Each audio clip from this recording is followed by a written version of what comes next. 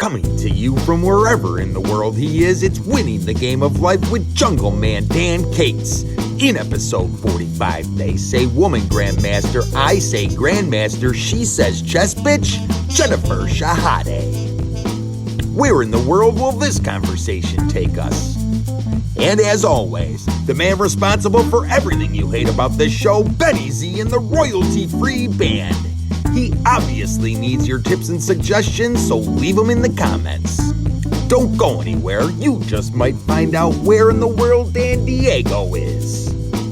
We're calling this one Killer Queen. What about this Grandmaster thing that I'm hearing? I know you've won 2 titles in chess. I don't really know a whole lot about chess, but since that's your biggest focus, I'm curious. What was it that? How do you become a Grandmaster? If that makes sense. Or are you a Grandmaster? Yeah. Do you want to comment on that? Well, yes. So the way you get different titles in chess is you have to reach a certain rating, and then you also have to earn like Grandmaster norms. So I think I would kind of compare it to like a lifetime achievement. So if you think about it, like lifetime scores could be like a similar thing in poker. So it's not exactly how good you are at the moment, but how well you've done in the past combined with being really, really good. And it's controversial because there's something called like a Grandmaster, and there's also a Women's Grandmaster, and people get kind of annoyed that there's these 2 different titles because women can also get all of the regular titles: FIDE Master, International Master, Grandmaster. So that is a bit of like a controversy in chess. Chess has got just as many controversies in poker as poker does. Really? In fact, It wouldn't be Winning the Game of Life without controversy and scandal. Some of it our PR department won't even let us air. But we're going to air it anyways, right here in the trailer.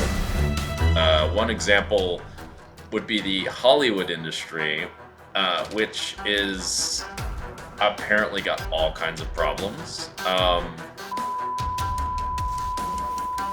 What's going on in Hollywood? I've heard rumors of I don't know if it's true. Like, some people are saying it's not true, and then, there's... Oh, we know, Jungle Man. Let's see if you can stay out of trouble in this episode. I want to segue real quick to the intro because you were saying I do all these things so well, and it's funny, and it's like amazing how I have time to do all these things. Because I think it's actually the first time we met, which must have been like a decade ago at the World Series or something. You found out that I had written like a couple of books, and you were like, "Wow, you must be a lot older than you look." That was like that because you heard about like all these books that I wrote. You're like, It would not surprise me at all if I said something precisely in that way. Whoops.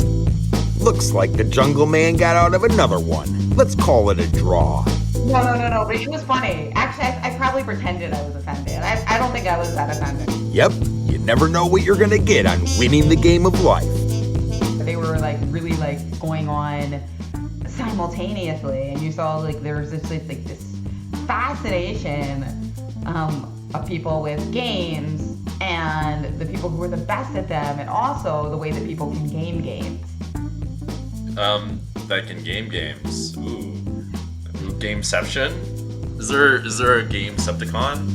I don't know what that would be, but probably should. Of course, it's not all shenanigans. We're always talking poker. Right, so it can go too far within the confines of the game. Obviously, it can go too far in poker. That's why it always pisses me off when people are like, women are less suited for poker because they're not aggressive enough. Come on, how many men have just lost all their money quickly because they are way too aggressive? That's a good point. I mean, by the way, this goes back to the same parallels in real life. I mean, I think this is a huge subject because if you're too aggressive. And because Jungle Man won't be happy until everyone is winning the game of life, we're talking about more than just poker. I mean, that's the assumption, is that it ends up hurting the rest of everyone else. I personally suspect that that's true, but I don't know it for sure. Maybe you have some insight on that, as well as in the real world. I think this is a very interesting subject.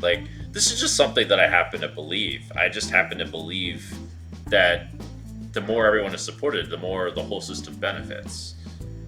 I agree. I mean, I think the rising inequality is definitely dangerous. I mean, I also don't think that everything is a zero-sum game. So somebody could become extremely successful, and just because they have more success. And what would any good show be without a little romance?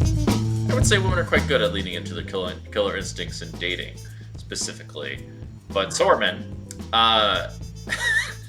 Yeah, of course we're still speaking metaphorically, because when you're speaking literally, men are almost always the killers. But yeah, that's true. of course we were speaking metaphorically, but yeah.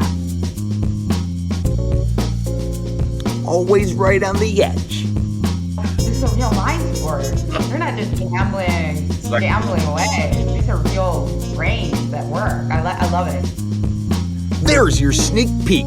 Check out the rest with the link in the description on Winning the Game of Life. Oh, but there's also a phishing scandal going on too during this period. With Jungleman Dan Cates.